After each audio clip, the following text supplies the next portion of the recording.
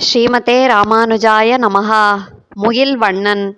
முத்தம் தரும் என் முகில் வண்ணன் என்று பெரியாழ்வார் யசோதை பாவனையில் கருநீல மழைமேகம் போன்ற திருமேனி நிறமுடைய என் குழந்தை கண்ணன் எனக்கு முத்தம் கொடுத்தான் என்கிறார். ருத்ரன் பிரம்மாவின் ஒரு தலையை கிள்ளியதால் அந்த கபாலம் அவன் கையில் ஒட்டி கொண்டது. அந்த கபாலம் நிறைந்தால் மட்டுமே அது அவனுடைய கையிலிருந்து விலகுமென்பதால் அதை நிறைக்க பலவாறு முயற்சி செய்தான் ருத்ரன். ஆனாலும் அதை நிறைக்க முடியவில்லை. அதனால் முண்டத்துக்கு ஆற்றா முகில்வண்ணா என்று எம்பெருமானிடம், காளமேகம் போன்ற திருமேனி நிறமுடையவனே, இந்த கபாலத்தை நிறைக்க உதவ வேண்டும் என்று வேண்டி சாப விமோச்சனம் பெற்றான். மழைமுகில் வண்ணன் என்று பெரியாழ்வார் கண்ணனை வானில் கிளர்ந்து எழுந்து நிற்கும் மழைமேகம் போன்ற வடிவழகை உடையவன் என்கிறார்.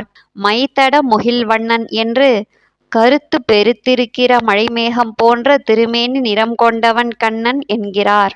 முகில்வண்ணனை கடைக்கொண்டு கைத்தொழும் பக்தர்கள் என்று எம்பெருமானின் அடியார்களின் பெருமையை பற்றி கூறுகிறார் பெரியாழ்வார். இதை திருக்கோட்டியூரில் எழுந்தருளியிருக்கும் எம்பெருமான் மழைமேகம் போன்ற திருமேனி வடிவழகுடையவன். தங்கள் தாழ்ச்சியை உணர்ந்து அந்த எம்பெருமானை வணங்குபவர்கள் அவனுடைய அடியார்கள். அத்தகைய அடியார்கள் வசிக்கும் ஊரில் இருக்கும் மனிதர்கள் சிறந்த பாக்கியம் பெற்றவர்கள் என்று விளக்குகிறார் சுவாமி மணவாள மாமுனிகள். கண்ணுக்கு இனிய கருமுகில் வண்ணன் நாமமே என்று கண்ணுக்கு குளிர்ச்சியை அளிக்கும் கருத்த மேகம் போன்ற திருமேனி நிறம் கொண்ட எம்பெருமானின் பெயரை பிள்ளைகளுக்கு இடுங்கள் என்று உபதேசிக்கிறார் பெரியாழ்வார். முகில்வண்ணன் பேரிட்டு என்று மழைமேகம் போன்ற திருமேனி அழகுடைய எம்பெருமானின் பெயரை பிள்ளைகளுக்கு இடுங்கள் என்று உபதேசிக்கிறார் பெரியாழ்வார். கொழுங்குளிர் முகில்வண்ணனை ஆயரேற்றை என்று பெரியாழ்வார் கண்ணனை குளிர்ந்த மழைமேகம் போன்ற திருமேனி நிறம் கொண்ட எம்பெருமானே, ஆயர்களில் வீரம் மிகுந்த காளை போன்றவனே என்று கூப்பிடுகிறார். முகில்வண்ணன் பேர்பாட என்று ஆண்டாள் பாவை நோன்பிற்காக தன் தோழிகளை எழுப்புகிறாள். அப்போது ஒரு சிறுமியை எழுப்ப, நீலமேகம் போன்ற நிறத்தையும் வள்ளல் தன்மையையும் உடைய கண்ணனுடைய திருநாமங்களை பாடுவதற்காக எழுந்திரு என்று எழுப்புகிறாள். கருவுடை முகில்வண்ணன் காயாவண்ணன் என்று ஆண்டாள் நீர் கொண்டெழுந்த கார்மேகம் போல் இருக்கிற திருநிறத்தை உடையவன் கண்ணன். படாதன பட்டு நோன்பு நோற்றாவது பெற வேண்டும்படியாக அவனுடைய வடிவழகு இருக்கிறது என்கிறாள். முகில்வண்ணன் எமக்கு இறைவர்க்கு இடமென்று, நீலமேகம் போன்ற திருமேனி நிறம் கொண்ட எம்பெருமானே நமக்கு இறைவன் என்றும் அவன் திருநீர்மலையில் எழுந்தருளியிருக்கிறான் என்றும் கூறுகிறார் திருமங்கை ஆழ்வார்.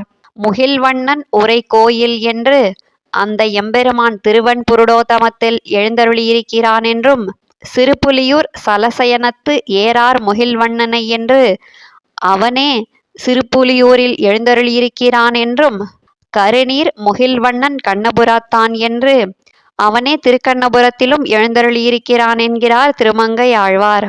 முகில்வண்ணன் காளிகள் முன்காப்பான் என்று மேகம் போன்ற வடிவழகையுடைய எம்பெருமானே கண்ணனாக அவதரித்து பசுக்கன்றுகளை காத்தான் என்கிறார். வல்வினைகள் போக முகில்வண்ணன் என்று கொடிய பாவங்கள் நீங்க வேண்டுமெனில் மழைமேகம் போன்ற திருமேனி நிறமுடைய எம்பெருமானுடைய திருவடிகளில் பணிய வேண்டும் என்கிறார். முழங்கொலி முகில்வண்ணா என்று ஒளி பொருந்திய நீலமேகம் போன்ற திருமேனி வடிவுடைய எம்பெருமானுடைய திருவடிகளில் கைங்கரியம் தவிர வேறு எதுவும் அறியாதவராக தாம் இருப்பதாக கூறுகிறார் திருமங்கை ஆழ்வார்.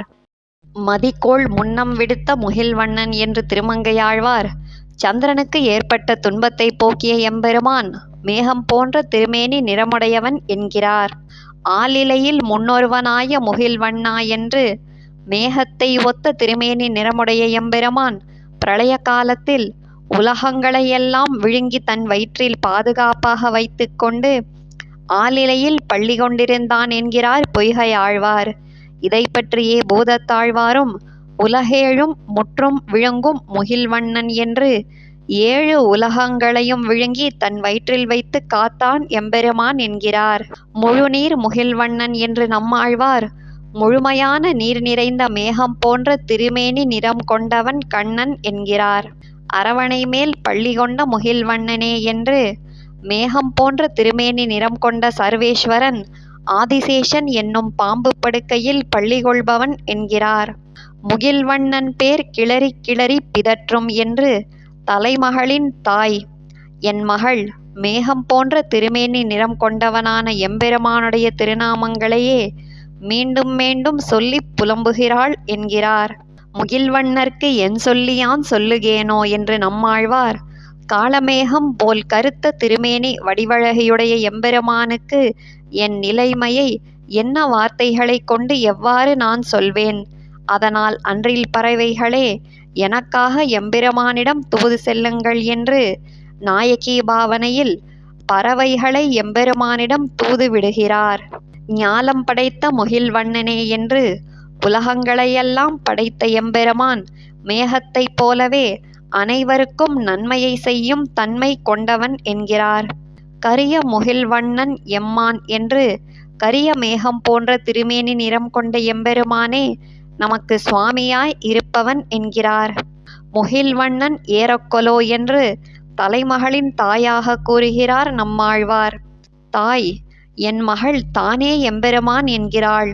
ஒருவேளை வேதங்களால் மேகம் போன்ற திருமேனி நிறம் கொண்டவன் என்று காட்டப்படும் எம்பெருமான் என் மகள் மேல் ஆவேசித்து விட்டானோ என்கிறாள். மேலும் அவள் முகில்வண்ணன் மாயங்களோ என்று கூறுகிறாள்.